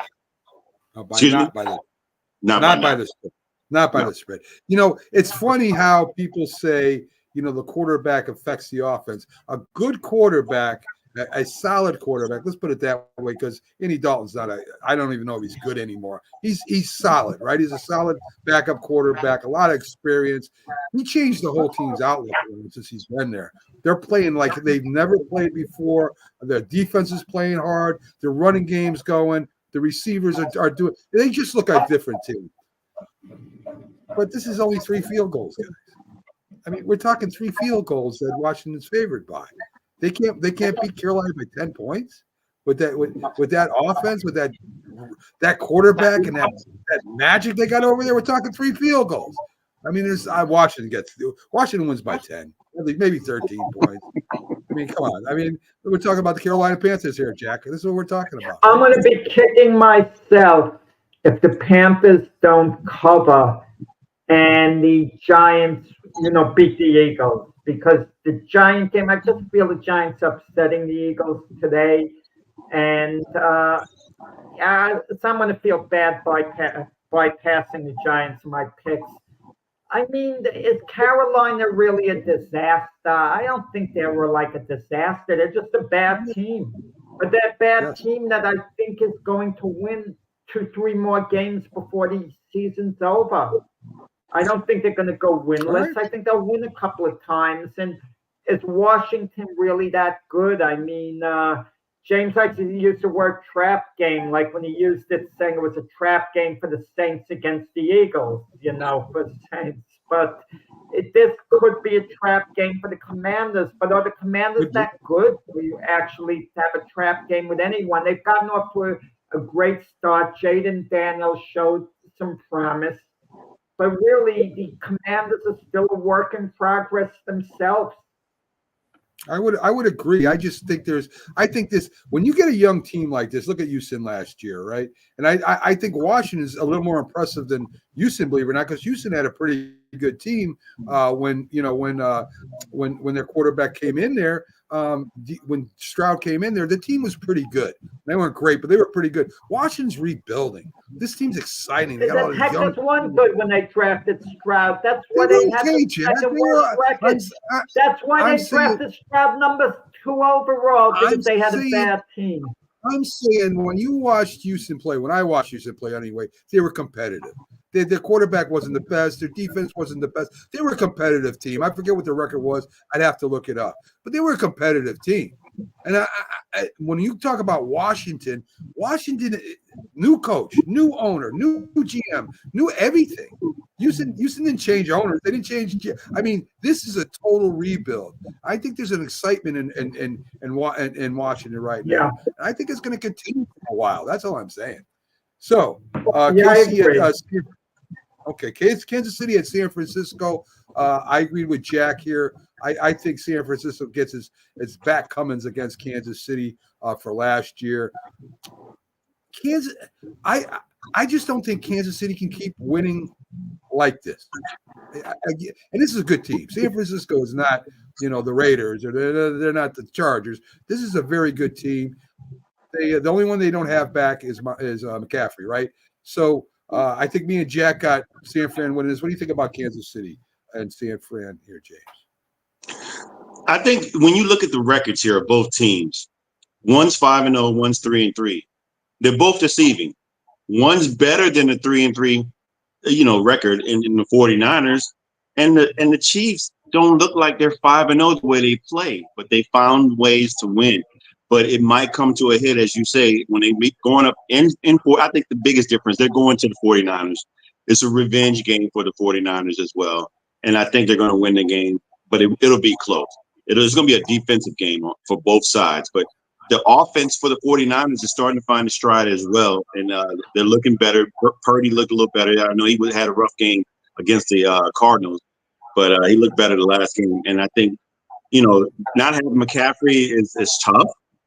But Jordan Mason has been a more than adequate replacement. He's not the same caliber player, but he's been sufficient. He's been good. He's up in the top 10 in rushing, I believe. And so I think, and as well, they have a really good defense as well. So it's going to be a tough game, but I think the 49ers eke out a win with this one. Jack, I mean, there's one thing no team has really done with the Chiefs. Jump out by 2-3 touchdowns or 17 points and not be close at the end, right? If you're close at the end with the Chiefs, you're in trouble, right? So, I mean, I think if San Francisco has got to get a good lead and keep that lead, they can't come down in the fourth quarter being up by 3 or 6 points, because then Mahomes does his thing. Yeah, you said it. That's the way people talk, and they shouldn't necessarily talk that way. Mahomes. We hear about Mahomes, Kelsey with the Chiefs. They're winning on defense. Their defense is the best part of that team, led by Chris Jones and McDuffie. That's the best part. In all the Chiefs Super Bowl appearances, and there's been 4 in recent years in which they've won 3 out of 4, their defense has never been as good as it is now. And those guys are being overlooked. And if the offense can gel, they're a very dangerous team, because their defensive unit is going to keep them in there every game. Okay? And I think that's the key, this weekend tonight for the Chiefs. Today winning the game, coming up with a big defensive effort.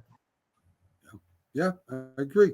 And of course, the last game we're going to talk about is the New York Jets versus the Pittsburgh Steelers. The Jets are given 1 point. Pittsburgh, that's nothing. Pittsburgh is getting a point.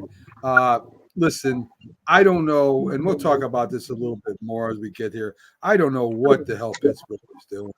I mean, why are you making this this change right now. You're 4-2. You're winning ball games. Russell Wilson is definitely not the athlete that Justin Fields is. That adds to their running game. Russell Wilson, I don't even know if he's just not what he was. He's an older guy. He's got experience. Yes. He has been in Super Bowls. Yes. Years and years and years ago. I just don't understand why you would take a quarterback when you're 4-2 and sit him down and put somebody else in and maybe go 9-8 this year. I don't get it. So I'm still going to go with Pittsburgh just on their defense alone and their running game. But it's up in the air now. If Fields was there, I would think Pittsburgh would be very sound with that pick. Now I'm not so sure.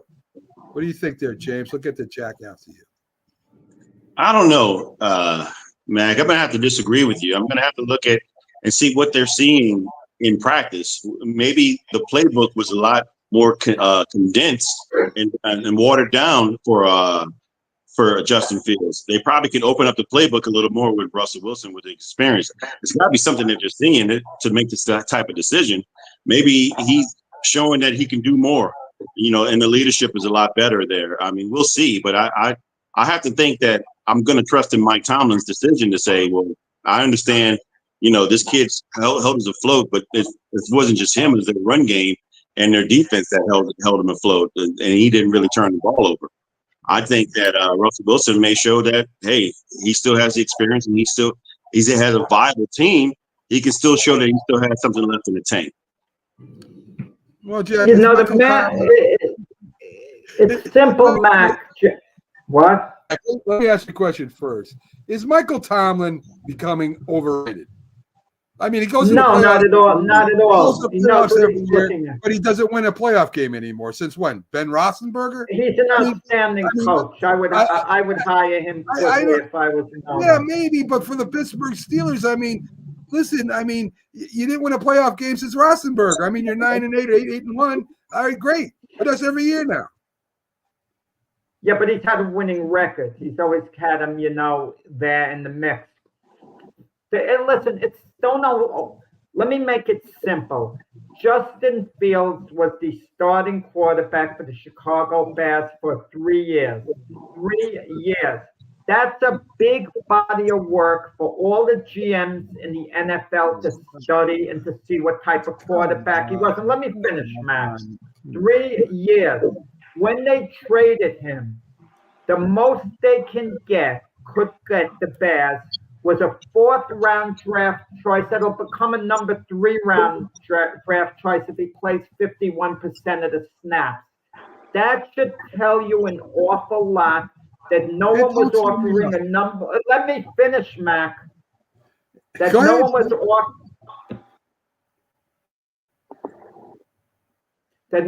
offering a number 1 draft choice for Justin Fields or number 2. That should tell you an awful lot. He comes to the Steelers this year. He's been okay. They've won with a great defense, but he's not a game changer type. And you said about Mike Tomlin, well, he hasn't taken the next step. Well, you're not going to, he apparently, and with some justification, feels maybe Justin Fields can get me only so far, but I have a little more upside to go further with Russell Wilson. That's why he's making the move. Now, I'm not saying I would have made it right now myself. They're 4-2. I'm not sure what I would have done myself. So I'm not saying it's a no-brainer. I see a point of view. But also don't get carried away with Justin Fields like he's this elite quarterback. Like, oh, how can you bench Justin Fields? No, you first of all, as I was trying to tell you before you went on, because it would have saved about 10 minutes, it has nothing to do with what he did with the Chicago Bears. Different team, different situation, different players around him, different GM, different coach. That has nothing to do with it. That's like saying Sam Darnold shouldn't get a chance, should be sit right now if he loses 2 games because he was terrible with the Jets. That has nothing to do with anything, Jack. Justin Fields is a better athlete than Russell Wilson right now. I don't know what his numbers are as far as percentage passing goes, but I know Justin Fields gives right now the Pittsburgh Steelers the best chance to win. There is no doubt in my mind. Russell Wilson still has a problem with his leg. He can't run like he used to run. He's not as a great a passer as he was before. He throws down the sidelines. He doesn't throw over the middle of the field. I'm just telling you right now, it's a huge mistake. You pull somebody that is winning games for you right now. Now, if Justin Fields starts losing 3 or 4 games, good. If you had 500, fine. He hasn't. And the games that the Steelers lost, they haven't lost by their last 3. They've lost 2 of their last 3, I believe, haven't they? But the score has been 35-38. You're going to blame Justin Fields for giving up 38 points. I don't get it, but that's okay. Listen, I'm telling you, that wasn't the score. I don't have the score in front of me, but that wasn't the score. But they picked up close. Mike Tomlin can rectify it. If Russell Wilson is struggling, he could go right back to Justin Fields at any time. It's not like he cut Justin Fields and got rid of him. They can go back to Justin Fields if maybe you're right, maybe you're correct. I can't say with full confidence that you're wrong in what you're saying, but they have the option, Mike Tomlin, of going back to Justin Fields anytime that he wants. And I agree with that. There's a good problem that they have. They have 2 quarterbacks on deck that both are starting quality. Just like they do at Texas. 2 quarterbacks, you have none. There you go. So that's all I got to say. That's the way it is. You cannot pull and push quarterbacks in and out. You split the locker room, and it's happened hundreds of times, and it just happened yesterday in college football. So I mean, okay, that's all right. All right. So let's break down the news a little bit here. So Sean Payton returned to New Orleans. I mean, James, I don't like to keep going over this and that, but it was a big thing in New Orleans. They had the floods, they had everything that happened there. And Sean Payton was a big part of that. Drew Brees was a big part of getting New Orleans back on track again. There's a lot more than just a game there. It was sort of like a homecoming. The owner, you could see them hugging each other with Sean Payton. That was a big deal. A lot more than just a game. Yeah, I mean, look, I was there before Sean Payton came there. I was born in New Orleans, 1975, believe it or not. I watched the Saints when they were the Aints, and I watched the paper bags. I didn't have one, but I definitely watched them. And they had a little bit of a renaissance when, Jim Moore came. They had some good seasons there, but not like when Sean Payton came. When Sean Payton and Drew Brees came, it was a totally different 180. It was just night and day, especially coming off the heels of Katrina, the city with the flood, and the team had to travel during that year. It was just pretty bad. And they got Reggie Bush, number two overall pick. It was just great for the city. And they got a Super Bowl out of it. And to have someone like Sean Payton leave the team, and then, after Drew Brees retired a couple of years after he retired, it was a bit devastating. The fans were hurt. But you cannot not acknowledge how great the legacy is for both Drew Brees and Sean Payton and what they brought for the city. It's a great thing. And it was great to see them, come back and celebrate. It was just unfortunate that we got whipped to smithereens by that Austin defense. But again, there. James, is the fan base upset with Sean Payton for leaving? Yeah, pretty much. And that's what gets me. If a team isn't successful, the fan base is going to immediately call for that coach to get fired. So if a coach is doing well, he should be able to leave anytime he wants. He shouldn't think, I'm going to disappoint the fans, and the fans are disappointed he's leaving. As soon as he loses some games, they're going to try to push him out of town anyway. But the thing was, he left when he got when the game was good. Drew Brees was gone. They weren't winning after that. When Drew Brees left, it went totally south, and that's when he left. And so it'd be different if he left on top. He didn't leave on top. He left when we were bad, and then he, sat out for a while and then went back to coaching. So he virtually wanted to get out of New Orleans. I don't know what the situation was. It just wasn't good. And, hey, it is what it is. But thank you, Sean Payton. I give credit to him and Drew Brees for at least giving us a Super Bowl. there's certain Jack, coaches. Do you think, Yeah. Jack, do you think that the New Orleans Saints underachieved with that team? They won one Super Bowl. Do you think that team could have won 2 or maybe 3? I don't think they underachieved for the simple fact they won a Super Bowl. That legacy stays forever. And keep in mind, they would have gone to a second Super Bowl, but for horrendous non-interference call. I mean, there was interference, obviously, that would have ended the game against the Rams that wasn't called. One of the worst non-calls, in NFL history. Arguably the worst non-call in NFL history. I don't know if there's such a debate. Has anyone ever listed the worst non-calls in NFL history that should have been called, where there should have been a penalty flag? But I would think that's the worst because it deprived the Saints of going to the Super Bowl. And had they gone to the Super Bowl, they would have played New England. They would have gotten more than 3 points the way the Rams did, I'll tell you that. I don't know how the game would have turned out. If I had to say push came to shove, I would have thought the Patriots still would have found a way to win, but we'll never know. I have to say, I agree that I agree with you that was one of the worst calls, but they did underachieve. 2011 had a bad defense, but they had the best offense, probably, before the Broncos came and took over their single season scoring season and then most yards. That was the best team the Saints ever had offensively, man. And they really underachieved. And they lost that division game in San Francisco with Vernon Davis scoring a touchdown. But man, they underachieved that year as well. So they probably could have won. James, they beat the Buccaneers, I think, 4 times in a row. And then they play them in the playoffs with Tom Brady. The year the Buccaneers won the Super Bowl with Brady. And yes. After beating the Buccaneers twice in the regular season, they lose to them in the playoffs. Yes. Man, that had to hurt a lot. Oh, it stung, man. Rough. It really stung. What do you guys think about Tom Brady? He's approved to be minority owner. I think, he said he's coming in there to win too. Al, Davis is acting a little goofy, saying he'll train a new quarterback. I don't think he's not there to train his quarterback. But do you think the attitude changes for the Raiders by Brady being there? And before you answer that, New England just went up a touchdown, 6-0 so far. So what do you think is going to happen with Brady there? Does the whole attitude of the organization change? Guys, I think it's a fiasco. I don't know how you guys feel about it.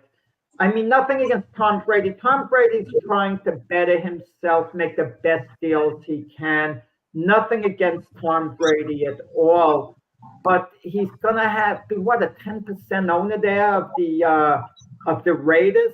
So obviously the Raiders have to be his favorite team now. He has to want the Raiders to win all their games. I mean, going forward. And I have no doubt he's gonna try to be as honest and forthright as he can be in the Fox broadcast booth. But what's he doing in that broadcast booth? I know he's getting paid $37.5 million a year, 10-year deal, $375 million. But Fox is also going to use him to schmooze the sponsors. They're using him in various capacities. And because he's Tom Brady, they feel he could have a ton of value to them outside of the broadcast booth. I get all that. But I don't see how that's allowed. I mean, I just don't see it. You're a 10% owner of one team, but you're broadcasting games with rivals and this and that. Think of the criticism Troy Aikman comes under all the time. If he's calling a Cowboy game, he's partial, he's this, he's that. I think Troy Aikman does a good job. I think he acts impartial, but Troy Aikman wants the Cowboys to win. You know that. But he's enough of a professional to be impartial, as is Ron Darling, too, isn't calling the Met playoff games. He was, Ron Darling is calling the Yankee playoff games.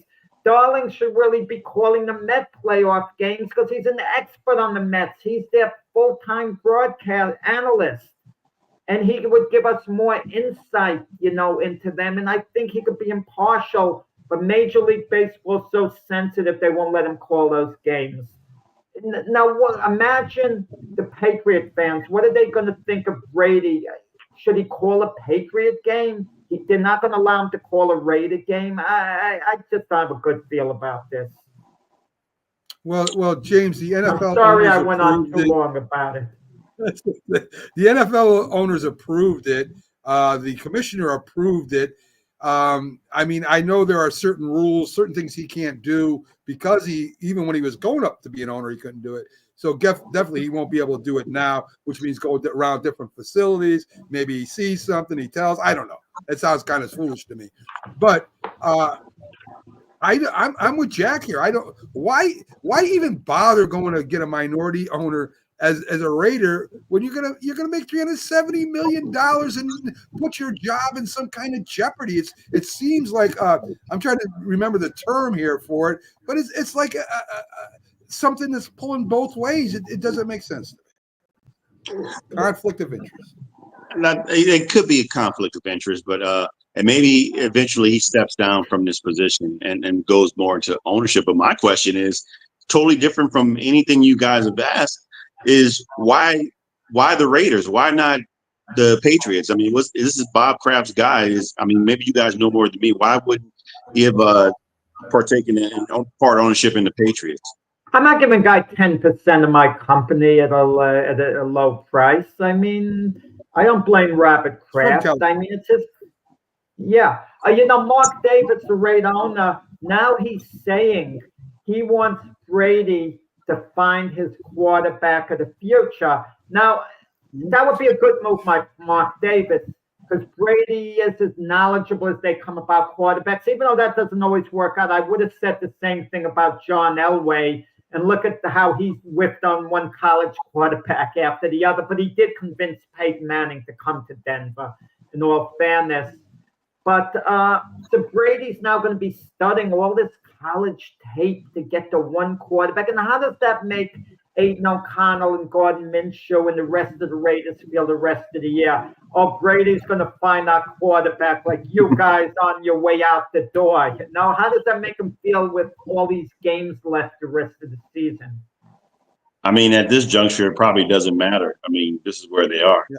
And not only that, you don't make that statement publicly now if you're the owner. If there are 2 games left in the season, I can understand that. But the season still has a ways to go. And that's Mark Davis basically throwing in the towel with the Raiders. Why did I pick them to beat the Rams today? Now that I'm thinking of it, I should have reanalyzed. How much time does Tom Brady have to review all these tapes and call games and talk to people, and then he's going to review quarterbacks during the college? I don't know. It seems like a crazy thing. Jerry Jones says he will not be active at the trade deadline, will not be making any changes at head coach or at coordinators. He's not changing nothing, folks. He's sticking to his guns. What do you think about that? I think Jerry Jones gets picked on too much. Look, Woody Johnson moved on from Robert Saleh. No one was getting on Woody Johnson before he made that move. Everyone's on Woody Johnson's case now. And they're making him out he's a meddler, what a terrible owner he is. And why isn't Jerry Jones praised for not having getting rid of coaches quickly, for sticking with coaches a while? He has a history of basically sticking with coaches. So if he doesn't fire Mike McCarthy, people are going to get on him. Imagine Jerry Jones fired Mike McCarthy. Everyone would get on Jerry Jones, saying it's not McCarthy's fault, it's Jones's fault. The whole thing would blow up. Let him sit tight. He wants to keep his coach. Leave him the heck alone. And what you guys tell me, what moves could Jerry Jones have made that he didn't make? And I know it's easy to say, well, he could have gotten running backs, he couldn't have gotten this, he could have gotten that. But you got to name players. It's easy to say, like a politician, oh, we got to improve the economy. Well, how are you going to improve it? Let me hear the plan. Of course, you got to improve the darn economy. I don't want to hear that. He could have got Derrick Henry. He was available. And Derrick Henry was interested in going to the Cowboys. They needed a running back. He didn't do that. Yeah. And I think what they're talking about is not so much the coach, because Jerry Jones is very faithful to his coaching staff. He's been that way since he's been there, really, except for with coaches he can't control. But your defense is hurting right now. Your offense, you don't have another number 2 receiver right now. Your defense, the pass rushers and defensive line is hurting. There's no reason why you can't go out there and make a couple trades and try to improve it. At least try to improve it.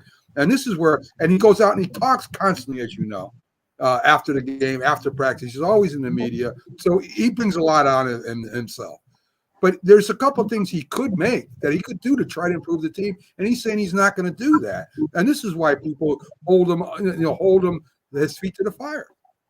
Guys, but would you agree sometimes the best moves are just from within? Troy Aikman called out the Cowboy receivers this week. He said he was disgusted with the receivers. He says they're putting Dak Prescott in a bad spot. When they know the ball's not intended to be thrown to them, they're showing no enthusiasm in running their routes. It's a giveaway, okay? Troy Aikman was basically saying. That comes down to coaching too. The attitude has got to change right now. They're 3-3. They're average right at this moment. They're still obviously in contention, but it's got to happen from within.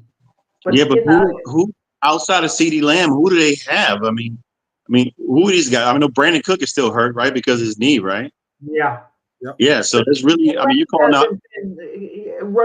When CeeDee Lamb knows the ball isn't being thrown to him, he's not acting like a decoy. Gotcha. Okay.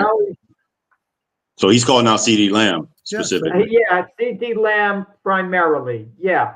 And good for Troy Aikman, I remember James Jeffcoat and Byron Williams would talk about CeeDee Lamb that he's not the best route runner.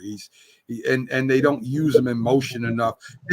I know that there was some criticism about him before. Maybe he's fallen off again because the Cowboys aren't doing good. Maybe he's not motivated. Maybe all that money makes him less motivated. I don't know. I know that the Dallas Cowboys have some big holes on defense. We already knew that.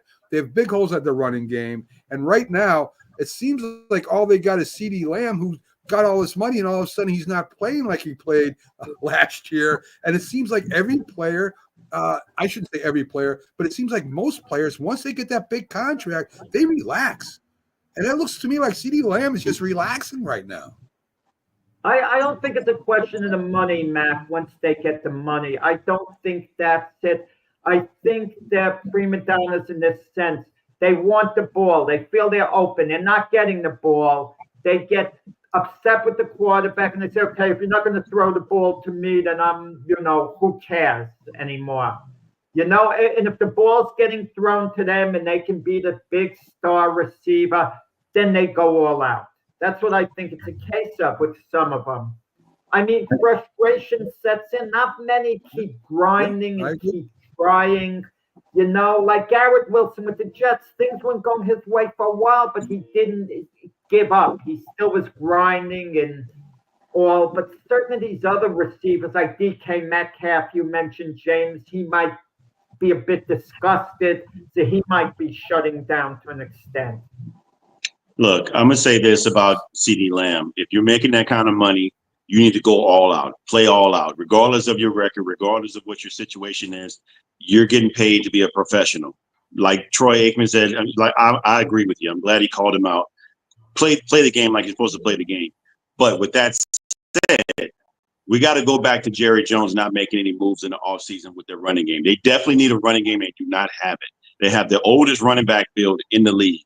And not getting Derrick Henry was a mistake, and letting the running back go to Tennessee was a mistake as well. Can I ask you guys this? I thought at the end of last season, Derrick Henry was a little long in the tooth. I didn't think he would be as good as he's been with the Ravens. Did you think he was going to be this good? Or that he was going to be his old self? I didn't think so. I thought he'd lost a step. No, I thought it was a great move when Baltimore picked him up because of the style of running offense that they do. It's a lot different. It was going to give him the ball more. And like Max said earlier in the season, you got to give this guy more touches. The way he runs, is the way it leans on you later in the games And this guy can get 10, 15 at 51 yards. Like in that Cincinnati game, he got a 51-yard pop in overtime. Yeah, he's still a great running back, man. Yeah, I thought he was going to be good still, even at 30, because he takes care of himself in the offseason. You know, Jack, I wasn't really sure because some people age better than others, and some, especially ones that big bruisers, take a beating too. They don't just give a beating, they take a beating.